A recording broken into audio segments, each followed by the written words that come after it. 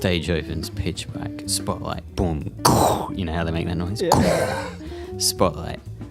A magician with a top hat has large mustache, bigger than he needs. He walks onto stage and he just flourishes a towel and birds fly out of it. And you know, it was like, whoa. And then he has a top hat, I mentioned. He whips that off. It's you, Rye Boy, dressed as a bunny. Rye Boy the bunny, under the top hat the whole time. He whips off the mustache. It's me, Mitchell. Mitchell and Rye. How can we help you? And that comes up in big letters. Like, how can we help? Bang. That's an intro.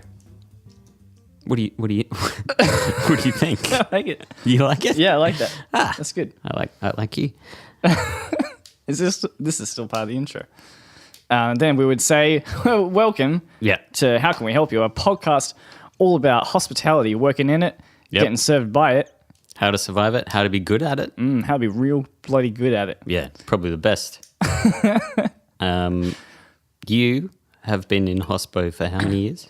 9 years. Oh, should we clarify that hospo is short for hospitality? Yes, because I always tell people I work in hospital. And they go, oh, hospital. Yeah, and they're just, or hospice, or you're from the early 90s Australian hip-hop group Hospice. And you're not. I mean, you were too young, and the things that they said were not appropriate for a boy your age. No. So how many years have you been in hospitality? Yeah, 9. 9? Yeah. Fuck. Haven't worked full-time through all those, though. Or ever. You still haven't. No. Yeah. Did it once. I know. Considering, we should also clarify, we work together. I am... In an undisclosed location. Yeah. I am your boss. Yeah. You could say. But also friend? Boss first. Oh, too much pause. Father figure, maybe. Sometimes. After a few drinks, definitely. Yeah. But I have worked in hospitality also sort of on and off for about the same amount of time with a big gap where I did retail and retail management for another 8 years. The whole time thinking I would be an artist. That's a good, also a fun point to hit on. Was it 10 years? 10-year gap between us? Yeah. Age-wise. Both wanting to be artists. One perhaps lost a little bit of steam. Yeah. Might be me, but haven't lost any skill. No. I'm still exceptional. I just feel like nobody cares. Yeah. You, however, optimism. In your prime. Ready to go, ready to become an artist, ready to succeed where I've failed. That's the father figure part. It's just where I try to live through you. No, but through our combined experience, I feel like we have a little bit to offer as far as, I mean, whatever questions you got, we've done it. We've seen it. We've experienced it. Literally any question. You can't surprise me. Be it about hospo or hospital. Or hospice crew. We can help. We can tell you if you don't like your job, we can tell you how to enjoy it. If it's just money to get by to try to achieve something better. If you do like your job and you want to be better at your job and you want to move on up the ranks like I have now done now that I have given up on my dreams. Rule step 1. Step 1. Forget it. It's not happening. You're not gonna be a popular cartoonist. No one even wants you to draw beer labels, even though you message them quite often. You know? It doesn't matter how good you are at it. Have a look at mitchell.bill Instagram. Hey, let me tell you about, I went to a cafe down the coast. I hope that's not too specific. I don't want to get them in trouble, although I kind of do because I did not have a good experience there. Went in, I'll say I was hungover to say the least. It is a matter of getting hot black coffee and maybe like something that slides down your throat like a bacon and egg roll and hitting the road and getting the fuck back home because I was not well. So I walk into this place and it's packed because it's the weekend and it is the coast. You've heard of it. You walk in, there's not much room. There's not much standing room. There's people queuing at the counter, and the doorway is sort of cut off by the queue. So we walk in, there's 3 of us, and we're sort of looking around for a menu. There's no menu up on the wall.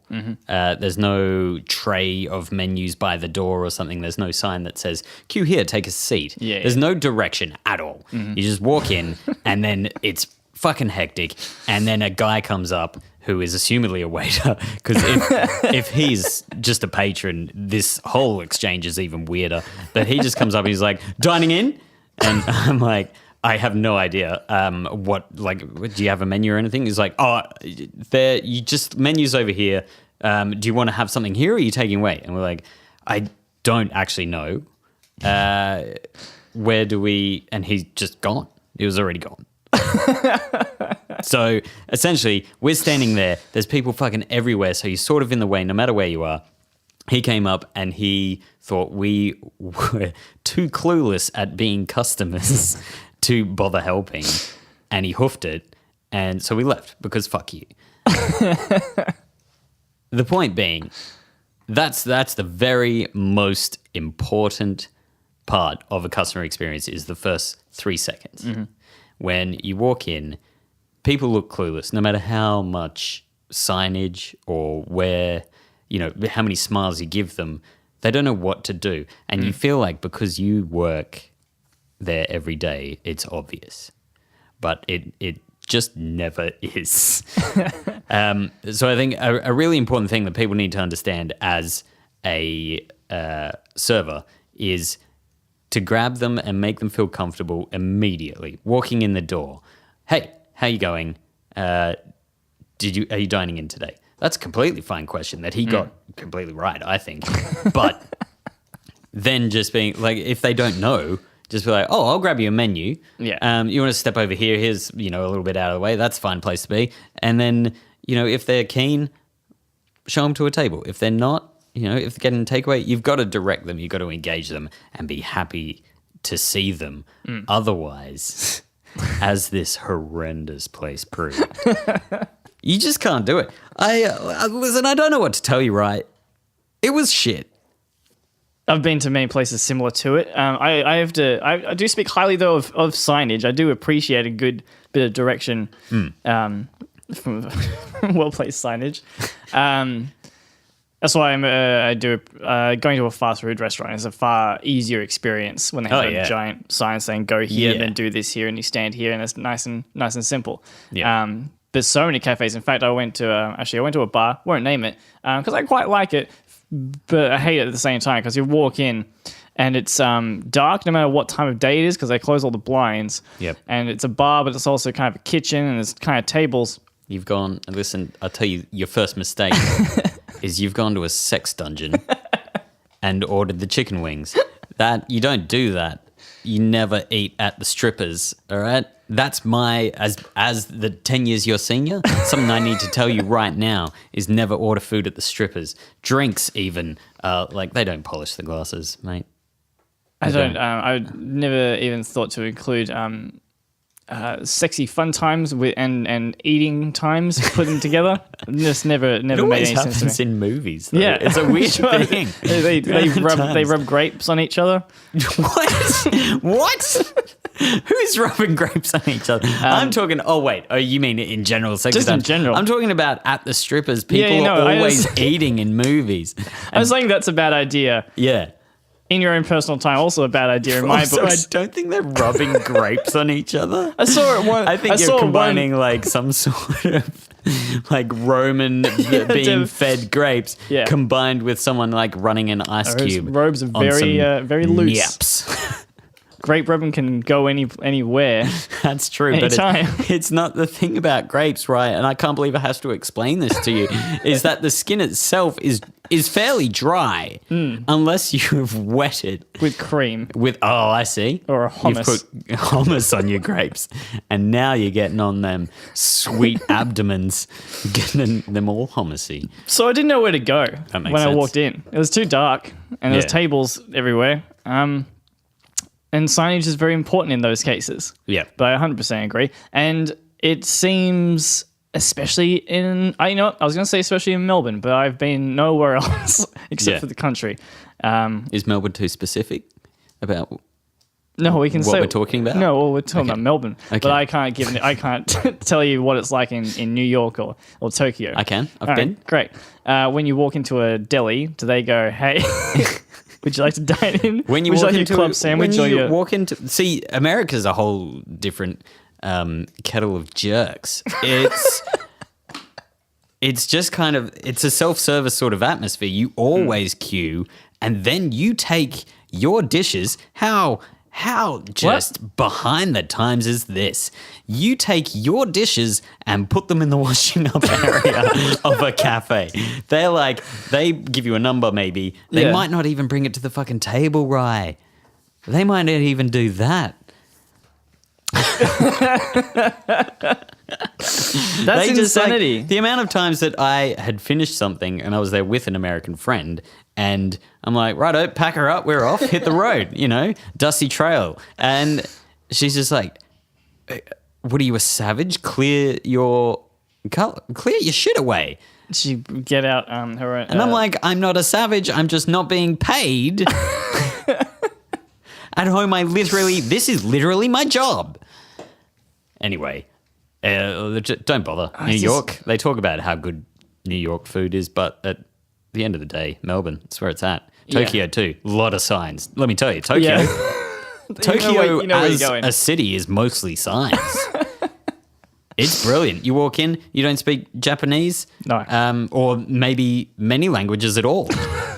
That's fine. There's a picture of all the food. And you just point at it or punch it into a little kiosk and it prints off a thing to the chef and you just go pick it up after. Actually, Tokyo, it's brilliant.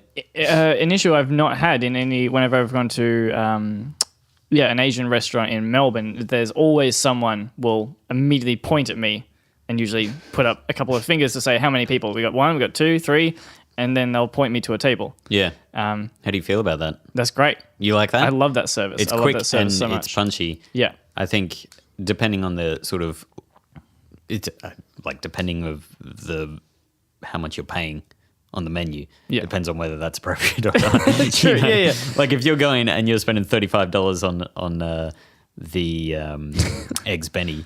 I don't want people to just be chucking up peace signs and being like, yeah, fuck over here, mate. But a greeting would be absolutely necessary. Just a smile. Yeah.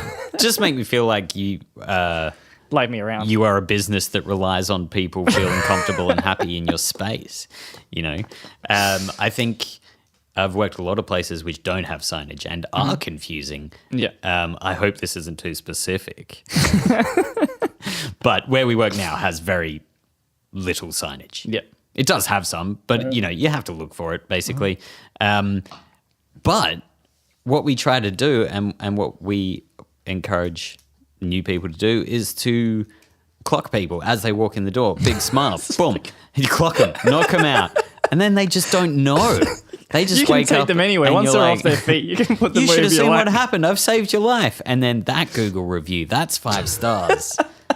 They walk in and the person at the counter either gives them a big smile or the person on the floor, sorry, not the person not the person who's been knocked out. The one you just knocked out. This is again, hospo term. Floor is your wait staff. They will hopefully give them a big smile and read that whether they know what's going on. So you give them a big smile, maybe they look back at you with like a and then you just say, you dining in or you taking it away? And they respond and you help them. Or they just say, morning, and they do the thing they already know how to do.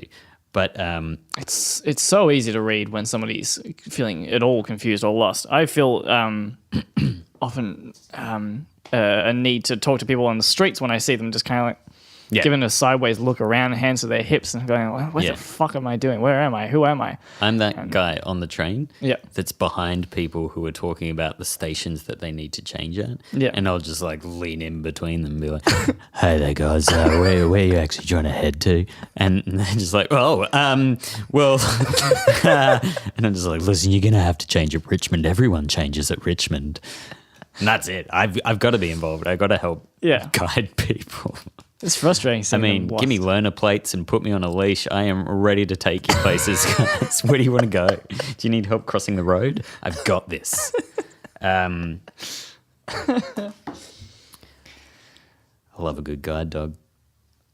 It's unrelated. That'd be great if you fucking stepped into a cafe and you got a guide dog. Oh my God. They've got 50 guide dogs that you just hand to every customer as they walk in and they take you where you need to go. Can I call you Brian? I know it's not your name, but this is the greatest idea that you've ever had, and you have a lot of ideas. Some of them are good. Oh, Not mate. as good as this. They're expensive, but I think they're worth the money. Get small dogs. They don't need to cross the street. They've they just already need to got a take you to job, but if we up their treat intake, I reckon they'll take it.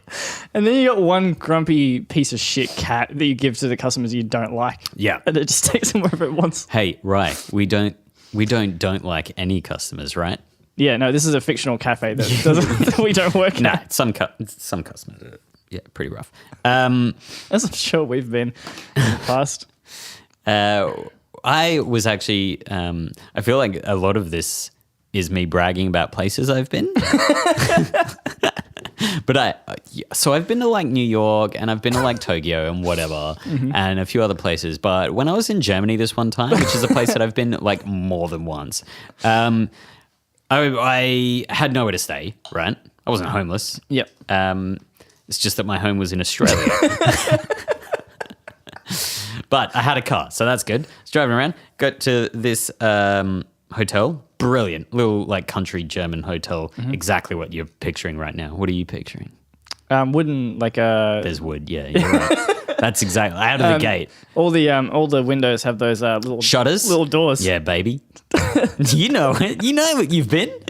Yeah. So I book in a room. Very simple, very straightforward. She was very lovely and German, which means sort of broad, and rosy cheeked. Yeah, that's what I was picturing as well. Yeah, she had a red setter.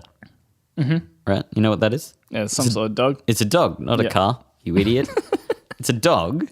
And then when she gave me the room number, the dog took off down the hall to the lift. It was like, yeah, follow me. I'm a red setter. I'm a dog. And I will show you to your room. It didn't actually know which room I was in, but it definitely, like, it showed me to the lift and it came up on the lift. And then we went to, like, I just hung out with it. Yeah.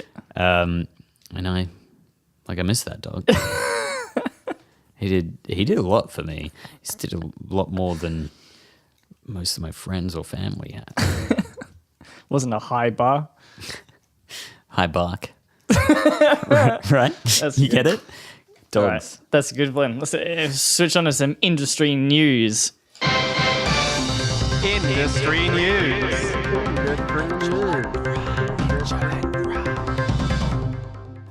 Silverchair, you've heard of them. They play the rock music. They do it quite well. Couldn't name a single song. Yeah. Off the top of my head. I just know it's, yeah. Straight Lines? Shh. It's, Yep. It's not, it's 90s, isn't it? It's all early 90s Australian rock. No consonants or vowels. It's that sort of thing, isn't it? But I don't know any. We listen to so little Australian music, I think. Wrong. Do you not remember Hospice Crew? We had one. We had one crew. They were good. Don't know them. Chris. Few people do. Chris, don't know the last name, and Zach Schultz from the rock group Silverchair opening a new restaurant in Newcastle's Wickham. The duo have been working on their new refined casual restaurant, Flotilla, for more than a year. I think, is it called Flotilla? I think that's it. That's what they're saying. Or is it a restaurant flotilla? Just a whole bunch of different restaurants. Just adrift on the edge. You have to paddle between. They've gone to that tiny fucking creek in Castlemaine that runs through, and they've made a flotilla of restaurants that line the creek. I think it's a good idea. I'm with them. It'd be amazing roadside attraction if you knew that the members of Silverchair open up a bunch of cafes. A bunch of floating restaurants on barely any water. Man. Yeah, spoke to Newcastle Herald. Said the venue is the sort of place we'd like to go and eat and drink at. That is the new. Listen, Standard. out of just Newcastle Herald. What sort of shitbag journalism graduate or non-graduate writes for them? Because here's a restaurant review. Listen up, folks. Here's a new restaurant opening. I would go there. 5 stars. Newcastle Herald. Catch us online.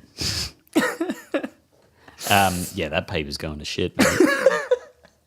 I don't want to rag on Newcastle too much because I spent a day there with you recently and it was wonderful. Well, lakes, they got a big one, don't they? What do you mean, don't they? You know, lakes. Newcastle Herald, yeah. I've been to Newcastle. Yeah. New South Wales. Yeah, they got a big lake. Oh, listen, hey, this whole time I thought we were talking about Castlemaine. Newcastle. I legitimately just skipped over the name of the town that you were saying and just went with. I was like, I was blown away. I was like, Silverchair in Castlemaine. That's brilliant. That's a tiny town. They'll bring it back to fucking Castlemaine. Anyway, Newcastle. Never been there. They got a big lake, a lot of water. Yeah, that's about it. Pretty rubbish. Besides that, well, not anymore. No, they got Silverchairs there. Opening up a flotilla of restaurants. It makes more sense now that we know that there's a lot more water there. What do you reckon about celebrity cafes and restaurants in general? Been to few. Been to a few, or you've been to few, as in been to none. All right, yeah. Few gets. Let's list off some, and I'll tell you. Tell me if you've been there. I do remember when a cafe opened and there was. It was talking about its silent partner being a celebrity. And I was just like, well, so? Look, if you're not going to name the celebrity, nobody's going to give a shit. Nobody's going to go there and be like, I hope the silent partner celebrity shows up today. They're not showing up because they're a silent partner. And they're probably not that big a celebrity if you refuse to give their name because it's not going to make a big enough impact. It's not like anyone goes like, oh, I'm opening a fucking cafe with Kanye, but I'm not going to tell anybody it's Kanye. Nobody's going to care. It's just me and Kanye hanging out. Yeah, no, you say, Kanye's opening a restaurant. I'm there too. Like, you're not a part of it. Maybe like Kylie Minogue opened like a barbecue pit or something like that, and they just want to keep it on the hush hush. I want to get to the bottom of it, I'll tell you. I really hope that's the case. Like most things with Kylie Minogue, you want to get to the bottom. Bring it back. That was a callback and also one of her songs. No, it wasn't. What's the song about? Spinning around. She's spinning around. Fucked that one. Don't worry. Newcastle. Yeah, Newcastle. I guess I could read more of the article. Well, just on the topic of celebrity restaurants. That's the main. I just don't give a shit because you are essentially saying, hey, a rich person has decided to make a project. Yeah. If it's a celebrity chef restaurant, boom, I'm in. Sure. Because you know they put some time in there, at the very least, because it's under their name and they have a reputation to uphold. That's like putting out their new album. Like, exactly. It's like saying, I'm not going to be there, but the head chef and the manager are people I trust, and they're probably partners as well in some respect. But as celebrity, especially footballers, they keep buying pubs and shit, and they're like, well, this one's owned by fucking... I don't follow football, but, you know, the... Carrie Gregor. I've made it up. Carrie Gregor from the Sydney Troglodytes. And Gerald Ford, I think. Didn't he make... Timothy Watson. He's... I can do this all day. Okay, all right, Captain America. Cool your boots. But it's just not something you don't go there and... They're not going. I guarantee Unless you. They kick it to the you. Sydney Swans are not going to be behind the bar pulling pints. And also, I don't think they could pull a good pint. I'll tell you that right now. The Victorian government has announced it will invest $500,000 in the Love Food Hate Waste business pilot program. The program, originally designed for households, aims to help hospitality businesses reduce the environmental and financial impact of food waste. Victoria's largest waste. Can you dumb that down and put punctuation in for me? Yeah. The program Yeah. Originally designed for households, Yeah. aims to help hospitality businesses reduce the environmental and financial impact of food waste. Yeah. Victoria's largest waste stream. Right. Yeah. So it's like, hey, cafes, you throw a lot of food out. Yeah. Let's fix that. Yeah. Great. I'm so much better at dumbing things down than you. Well, next time we'll give you the articles. No. Hey, sweetie. I'm just reading You're them. doing great. I love your articles. Yeah, no, that makes sense. It's about time. I used to try to encourage kitchens at the cafes that I've worked at to send their green waste to the sort of community rewind selector. Encourage them to send their green waste to community gardens in the area. And it worked great, except if more than one cafe in the street tries to send the green waste to the community gardens is like, we're not a fucking tip. Yeah, we're down with a bit of compost, but we don't want fucking every day is like 3 garbage bags of scraps. Yeah. Listen, kids, finish your greens. You know what I mean? It's something your parents always say. You got to eat your veggies. But no, they're just leaving it. I guess also I'm jumping around a fair bit here, but serving sizes need to be reasonable. Like the amount of times I go and often it's bragged about that, especially in pizza, people would say like, because Australian pizza as opposed to Italian pizza it's all about having a fuck ton of toppings on there. Yeah. You know, but it's not good. People have bragged to me in the past, oh, you're down at, we're down the coast. And I go to Fat Bubba Joe's, and I get myself a pizza. And that topping, it's like 2 inches of meat on the meat lovers. And I'm like, that sounds horrible. I want bread. I want a bit of crust, you know? I want to taste that. I want to taste every little bit of it. I don't just want like an artery clogging piece of shit. And that sort of portioning just means that regular people, or what we want to encourage most people to be eating as a normal meal, is blown way out of proportion. People are like, I spent $20 on my Parma. I want a Parma that's the size of the plate plus the chips, which is also the size of the plate. And then if you have some salad with some Thousand Island on it, that's, you know, I'm not going to say no. It's too much, and we waste just so much based on that alone. So cafes, I think, need to be aware of people sending back a plate or finishing their meal and then being like, oh, there's so much I could barely finish. Yeah. And you're just like, well, then fuck, we should be putting less on there rather than throwing so much out. That's also cost of goods.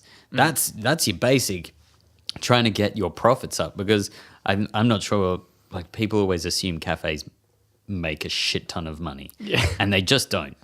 Like, if it's doing well. So I think it's safe to say we currently work in a cafe that does well. Yeah. And it goes up and down depending on how many public holidays have happened that week, depending whether we were closed for 2 weeks over Christmas, and the produce prices affect that directly because especially if you've got a kitchen. Yeah. So if those chefs are making these monster meals and they're throwing half of it out, reduce the cost of goods by reducing how much you're putting on there, and also just knock like $2 off so the consumer knows it. Yeah.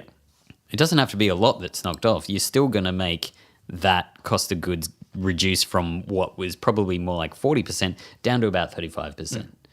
And it's also just good for the environment and your body and my body. Reducing what comes off the plate at the end, but also once you reduce what's going onto the plate beforehand, also means if you have a bad weekend or something like that and you bought 45 kilos of cumin.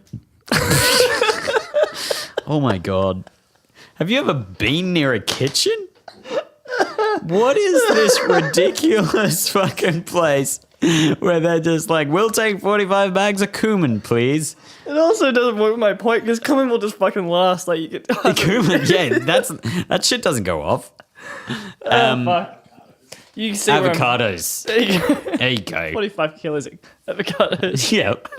Which, I mean, first of all, in Melbourne, you're going to sell the 45 kilos. That's fine. But, what you you're saying. bought 45 kilos of pork, and there was a giant ad campaign the day before talking about veganism. Yeah. And you didn't sell 45 kilos of pork. Yeah. No matter how much cumin you put on it, it just couldn't. It's just not. Couldn't get That out 45 kilos of cumin you're still trying to get rid of. Oh, fuck. Yeah. Let me just take a little side note here to make my cumin thing more reasonable. Just growing up and not having large quantities of cumin available at all times. Not having cumin available in large quantities all the time ruined my cooking for years. All right. So you would go to Woolies, you'd pay them $1.20, and you'd get a thimble worth of cumin. Yeah. And then, so when you go to make your curry, you'd take half a thimble or half a like tiny little tip of a teaspoon, and you'd put that in your curry. Sure. I'm exaggerating. This isn't how I cooked it. I'll tell you, listen. Yeah. Shut the fuck up. Let me All tell I'm you saying something. is, The fact that you know what cumin is. When I was a kid, like meat and 3 veg is what I grew up on, and quite often my mum's just like, you go to mum. Hey, mum, how are you? What's for dinner? And she's like, how dare you expect me to make you dinner? And she's like, there's cold meat and salad. The cold meat is like Devon, and you just slice some slices off. And the salad is you rip some leaves of lettuce, and like it was shit in the early 90s and the late 80s. Please, man, cumin? You kidding me? I'd kill for that shit. All right. What are we talking about? Well, you can get... reducing waste. Yeah. But you can go to an Indian supermarket, you get a kilo of cumin. No, that's not what we're talking about. So you reduce how much you're putting in. So otherwise, you throw out that 45 kilos of pork. Yeah. And it's just insane. Yes. If one thing spoils in a kitchen that's doing high quantities like that, is just such a devastating amount of food thrown out. And it's all high cost, especially meat in general and avocados. Is people think that we as a kitchen get this wholesale price that is incredible, and it's not. It's absolutely not. It's the same. Basically. Sometimes it's more because it is a better product. Yeah. Because you're not going to Coles and getting the fucking 50-pack of snags. You're getting like the good, I assume, let's say duck and pistachio snags from a local butcher and nuttery.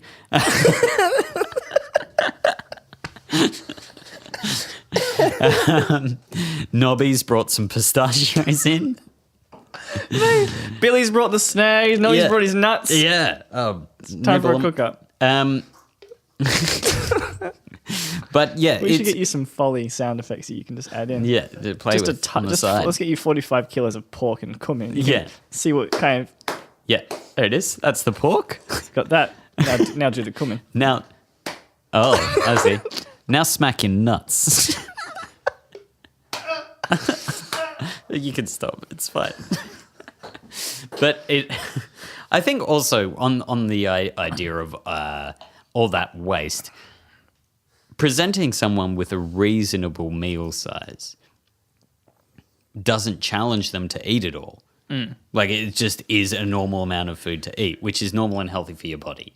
Like if you're putting down these massive meals and people are just like, whoa, fuck yeah, I got all of them. I got snacks. I got the hashi boys. I got all of them sweet, hard-boiled eggies. You know, they've got it all. And you're like, I ordered the big breakfast. I'm going to eat all of the fucking big breakfast because I'm a man. Or like, I don't want to be gender specific, but I am a woman also who eats many eggies. And it's just like, it's presenting them with, hey, eat this. Overeating is such a good time. Yeah. But it's not. It's bad for you. So presenting them with a meal that is achievable is just, I think, a better practice. Like, if anything, you want them to be a little bit hungry so they grab a little sweet treat when they're walking out the door, you know? Like, hey, why don't you take a brownie for the road? It's not free. $6. You know why? It's got Nobby's nuts sprinkled across the top. And you know Nobby's nuts are all natural. La la la la la la la la la la la. It's fade back, la la la la la la la la. Fade back, fade back. Hey, Rye? Yeah, heard of him. It's you. Yes, me. Got a few reviews. Great. Let's talk about them. Yeah. Here we go. Break him down.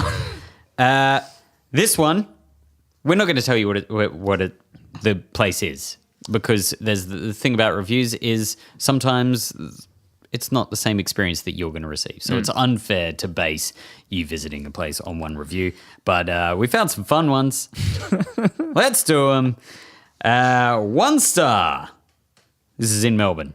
Mm-hmm. I'll also point out from the top, it's not about Loon, the croissanterie, but it does mention Loon, the croissanterie, and I personally can say if you are in Melbourne, go to the croissanterie Loon. New York Times called it possibly the best croissant. Have you had a Loon croissant? Yeah. Listen, I can't eat dairy, and I chat heavily. But the flavors going in, they were great. Not so great going out. Listen, it's not about that. They mention it. Get there if you haven't had a loon croissant. It's the fucking shit. All right. You'd be a loon not to. Ha! I get it. And I appreciate it. Perhaps nice for some, this says. And it's at 1 star. I was interested in the breakfast menu as I wanted a loon croissant with jam, and I was not yet close to Fitzroy. I was not yet close to Fitzroy. Sounds like on a medieval journey. Listen, this person is a novelist and I think possibly the greatest writer of our generation. Peering through the door took courage, as it has an intimidating with wine bottles and reputation entombing it in the quiet leafy street. I'm sorry, can I try that again? Peering through the door took courage, as it has an intimidating with wine bottles and reputation entombing it in the quiet leafy street. I felt like Julia Roberts at the first dress shop in Pretty Woman, and this impression progressed to the point of feeling I was acting out that scene with the less than forthcoming waitress. I only just managed to stretch out of her that they had...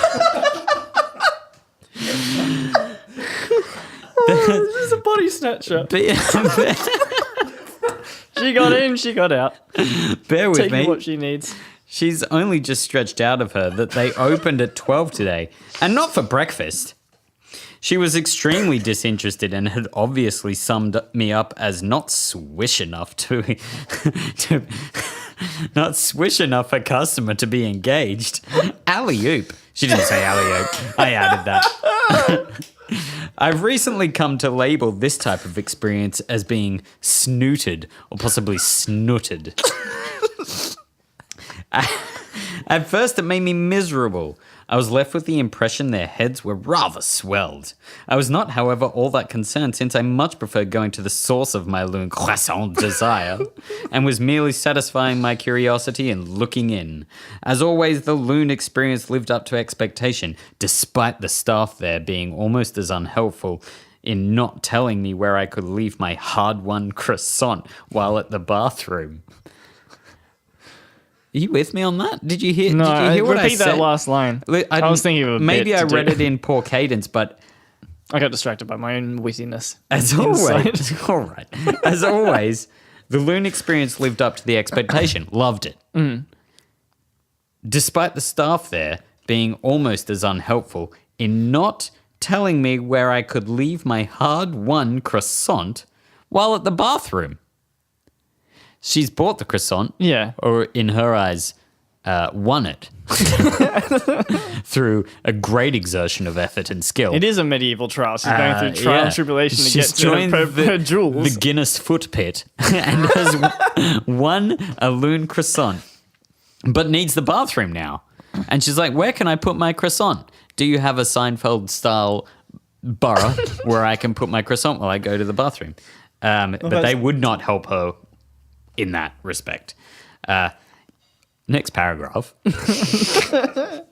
It is constantly reinforced that the world is callously prejudiced against the lone person. Yeah, let it sink in. Now, we're getting a heavy shit, right? I can hear you tearing up. Not to mention I've been alone. I've been alone. Yeah. It's just all right. Yeah, it's fine. You do all kinds of things. Yeah. I almost always go to the bathroom alone. I don't know what she like. Oh, maybe if I had a friend for the bathroom, they'd let me put my croissant somewhere. Anyway, not to mention the irritation of who is perceived as one in the queue, ahead representing 5. What? I'm sorry. Rewind. Did I fuck this Selector. up? Wait a second. Prejudice against the lone person. Not to mention the irritation of who is perceived as one in the queue, ahead representing 5. As in, like, it's a busy line? So it's like they try and rush them along? Is that what she's trying to mean? Or maybe she means someone ahead of her is one person who is ordering for 5. Or, no. Someone takes too long? Someone takes... A table of 5 is worth more than a table of 1. Table of 5 is worth more than a table of 1. Sure. And she's ahead of the table of 5. Cunt. On the list of the top croissants or bakeries in Melbourne, Loon is always at the top of my list. I've added punctuation in a lot of these areas, I should say. Yeah. As much as she has the passion of a novelist, she does not have the punctuation of someone who is... Novelists have editors. Yeah. I guess you're her editor in this Oh, case. yeah, I'll let it. All right. Chapter 1. Anyway, but if you want to taste a genuine service and care with your blissful buttery bite, the alliteration is good. That's what gets book sales. Move And down. turns out, in the end, the croissant was gay. It was all a dream. I used to read Word Up magazine. Anyway, your blissful buttery bite. Move down the list to Agatha or Tivoli Road or Beatrix, where smiles are warm, effort is gone to accommodate you, and eyes actually look into yours. Not through you. Eyes actually look into yours, Rye. Not through you. That deserves a... Butter's my biscuit. Whoop. Listen, that's first of all, beautiful. Second of all, I just think there are. I find this often if I'm looking for a book and I have a quick look on Goodreads or whatever the sort of online thing is. I'm like, oh, I wonder if this book is actually good. Let's have a look what people say, and it's often an opportunity for someone to like deconstruct the book in a way that makes them seem incredibly intelligent and like they're very good at writing. And I feel like this person who has had their fill of Goodreads has moved on to reviewing cafes, and they're shit at it. What do you reckon? It reminds me like when you're going to you go to download a new app because you want to keep track of your habits. There you go. I don't know What are you talking about? I don't know whatever people do with apps. You go download a new app. Yep. And you read the reviews, and it's got 45 glowing reviews, and then there's another 3 or 10 of just 1-star reviews, and there's no in between. It's either glowing or 1 star, and all the 1 stars are like, oh, it made my phone crash, so it was 1 star. Like something went wrong. Yep. And a lot of reviews are like that for cafes as well. Yeah. It's like my toast was burnt. I mean, there was a great something went wrong. You can talk to people. Yeah, there's a great review for an exceptional burger place. Yeah. I don't know if that's too specific, but it is awesome. I'll tell you why. They do 3 burgers: big one, little one, vegetarian one. Love it. That's all. That's the only burgers they do, and because they have perfected them. Yeah. It's brilliant. I love this place. A lot of when they first opened, 5-star reviews, like fucking hundreds of them. They were popular from the get-go.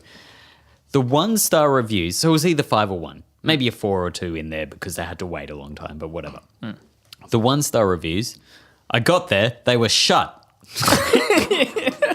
Like fuck off. You can't review it. You didn't try it.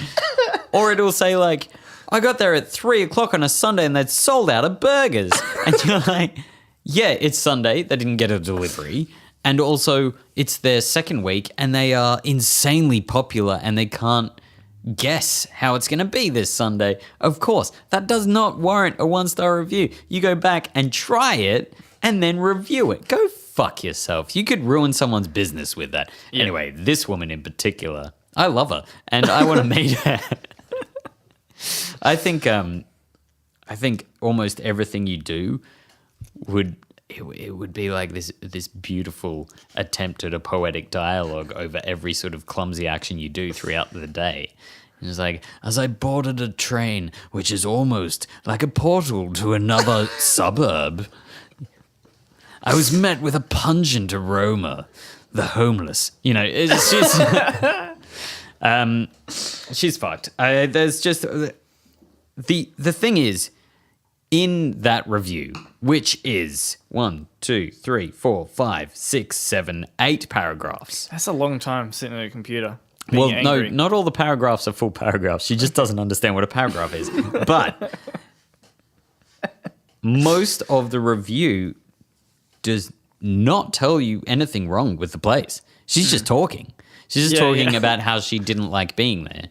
But it's hard to sort of pick out what she did wrong other than she found the staff to be in some way snooty, which is definitely, I mean, it's a no-no. Like the custom, it's false that the customer is never wrong, but, sometimes they're right. And if you're a bit rude, it warrants 8 paragraphs of poetry. And you do see it. There's a lot of Melbourne hospital places that do have rude staff, and I don't think they're not trying to be rude on purpose. They just have a bit of a nonchalant attitude, and that's perceived as rudeness. I often call it having started or having a huge portion of my hospital experience being a barista. There is a thing that we call barista arrogance, which is essentially just thinking it doesn't matter what the customer thinks. Yeah, I'm very good at this. Yeah. And that's absolutely insane. Everyone's grown up with different coffee. Everyone likes a different thing in their coffee. Some people like fucking caramel and nut milk, The specialty coffee that these people are specializing in is a new phenomenon anyway, really, to the degree that they're utilizing. And a lot of the things that you are tasting in specialty coffee, you can't pick up without having put a lot of effort into learning to... It's similar to wine. You... Oftentimes, if you never drink wine and you try a couple of different wines, you're just like, all right, well, that one's better. Yeah. It's the same with coffee. And you can't expect every single person who comes in for a coffee, which is a lot more popular than wine day to day, you can't expect everyone to come in and have the same opinions as you. So, keep that arrogance to yourself. Hey, do you want to hear another one, Rye? Yeah, let's do. All right, let's do one more. It's the same place, though. All right. That's not to say this place is bad. I've heard only good things until now. I've been to it as well. You've been to it? Yeah. How was it? I was pretty drunk. Right. So I don't remember. So I had a great time. You were looking through them. And you couldn't make eye contact anyway. All right, let me hit you with this. Very pretty. Thanks. Hey, it wasn't that long after. Oh. They received another 1-star review. Not 10 minutes later.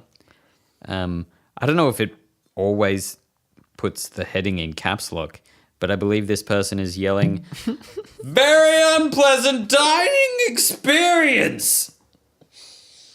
They're upset. It was their sister. That's the first thing.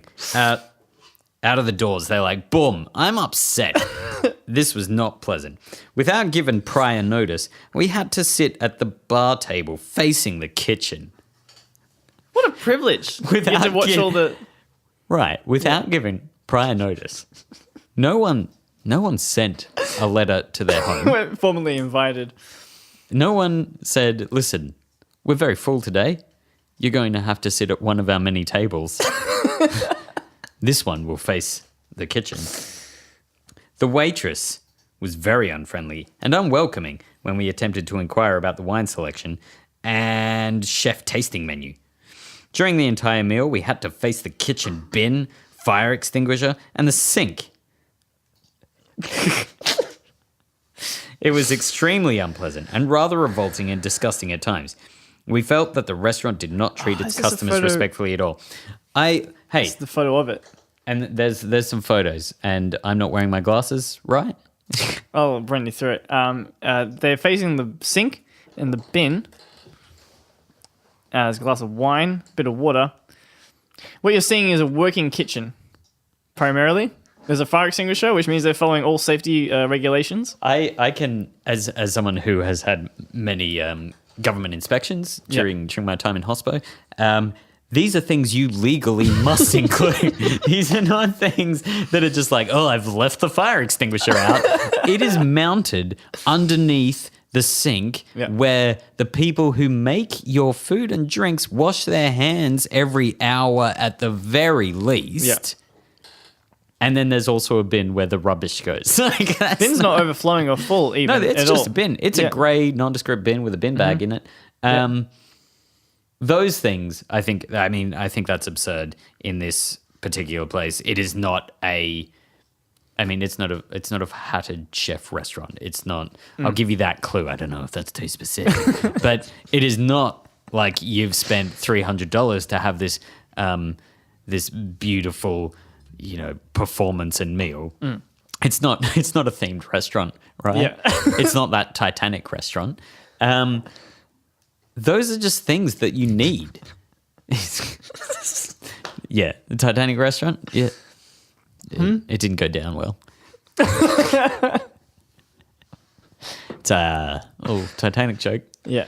For historians out there. But there again, one thing. I mean, those weren't the things that made their experience bad. It would have been the service.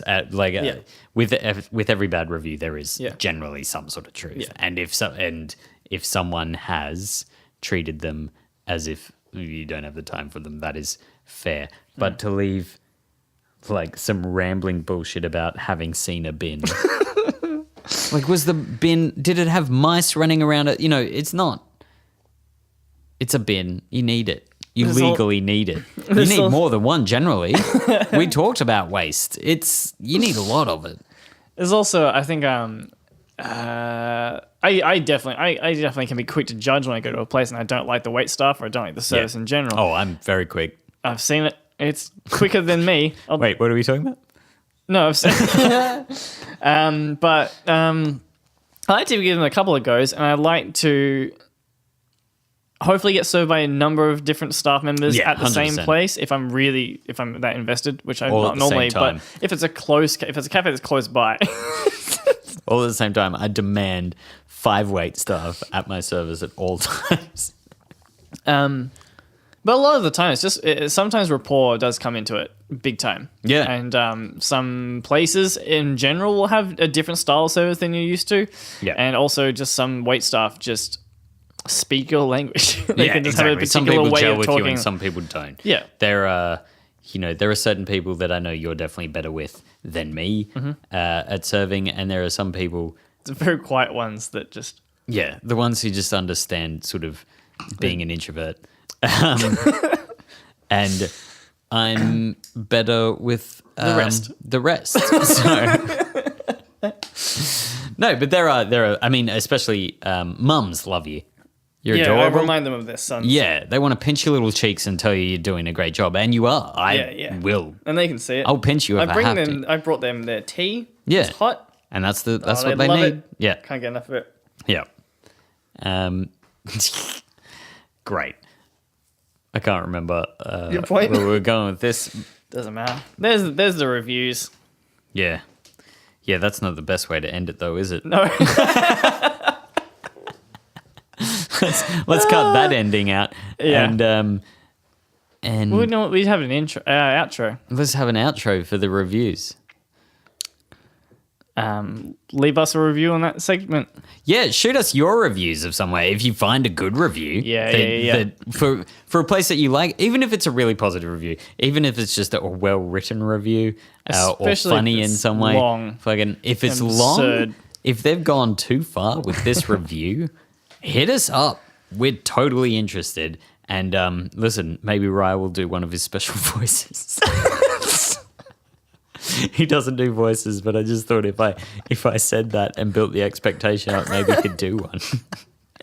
We'll get a few episodes deep, and if we get enough people writing in, then for sure. Yeah, and also you can demand which voice. If you're like, I want Ryan to read this in the voice of Prince. Give me a celebrity and a time period in which they are living in currently. Yeah. It's likely he won't know them because he's just a baby. But and I haven't lived in many time periods. Yeah, primarily this one. That's your main one. You've been in. That's true. Dabbled in the 1300s. It's this and the 1300s. 1300s wasn't for me. No. I mean, it was because I was white still, and that worked out pretty well. I'll tell you, through most of history, it does. Yeah. Yeah. Here's a prediction. Keeps going pretty well. Yeah, it's pretty uphill. I mean, pretty downhill. Pretty what? No, pretty up. It'll be all right. No, it's a plateau, Plateau. right? It'll be fine. It's fine. For us. Yeah. That sounded like a threat. I didn't. Oh, fuck. That's I've a got way to white end gold. the podcast. Cut that bit as well. So write in if you've got any questions or complaints about your current workplace, or you want some advice from us. Why not? Trust us, we're good at this. Yeah, send us some reviews. Also, bundling. If you have any questions about hospo, if you feel like you've been treated unfairly, or if you have a funny anecdote about a certain customer, or specifically people you work with, because we're not anti-customer, but we are anti-idiot staff members. Yes. So send us some good tales. We're looking Especially if forward you work to in Macca's or something ridiculous like that. Those ones are always the most fun. Yeah. I'll tell you a little story. Let's end on a nice fun story. A nice fun story from when I was but a boy.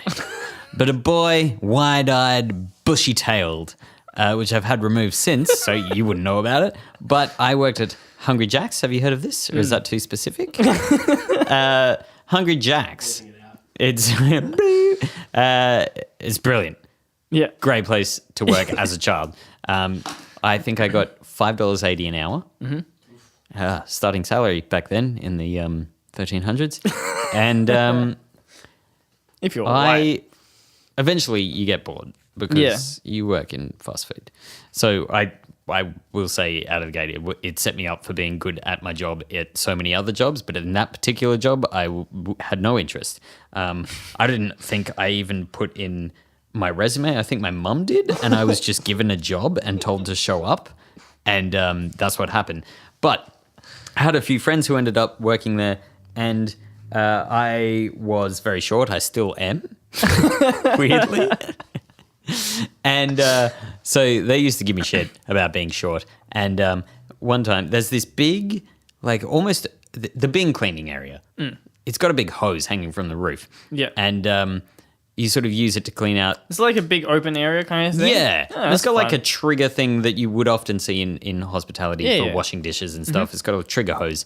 And Probably a the big best bin part cleaning about area. working in hospitality is that those. trigger hose. Yeah. Give it. I love it. And if you ever wash a glass or something like that, Yeah. be careful because it'll go everywhere. It does. But it's fun. In the most fun way. Buddy, send us slow-mo clips of you blasting those glasses, baby. So we have the my friend, he's blasting out some bins, cleaning them up, and he started giving me shit, and he gave me a blast. He gave me a blast on my apron. I was like, yuck, how dare you do this to me? Behind him was a stack of boxes, and I gave him one of those 300 kicks, you know? This is Sparta kick before it came out, so they probably got it from me. And I kicked him back into the boxes, and he just fell. They're empty boxes. It was fine, you know.